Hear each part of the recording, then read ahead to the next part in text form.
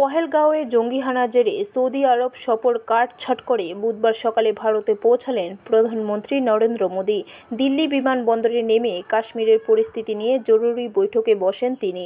সেই বৈঠকে ছিলেন জাতীয় নিরাপত্তা উপদেষ্টা অজিত ডোভাল, কেন্দ্রীয় বিদেশমন্ত্রী এস জয়শঙ্কর এবং অন্যান্য আধিকারিক। মঙ্গলবার রাতে সৌদির রাজার নৈশভোজ অনুষ্ঠানে যোগ না দিয়ে নয়াদিল্লির বিমান ধরেন মোদী।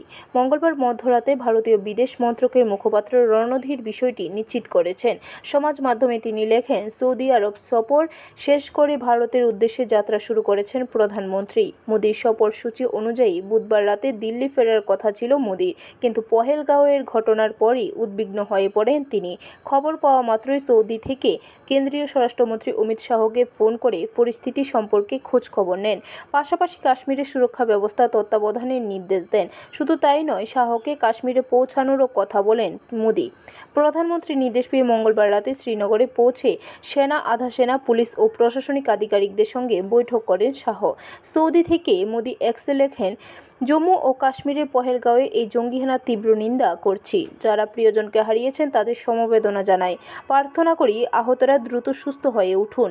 সব রকমের সাহায্য করা হবে। তারপরে প্রধানমন্ত্রী হুঁশিয়ারি দিয়েছেন জঙ্গিদের। তার কথায়, এই জঘন্য অপরাধের নেপথ্যে যারা রয়েছে তাদের রেয়াত করা হবে না, তাদের অশুভ লক্ষ্য চরিতার্থ হবে না। সন্ত্রাসবাদের বিরুদ্ধে আমাদের লড়াইয়ের পণ দৃঢ়, এটা আরও কঠিন হবে। ব্যুরো রিপোর্ট, খবর ত্রিপুরা।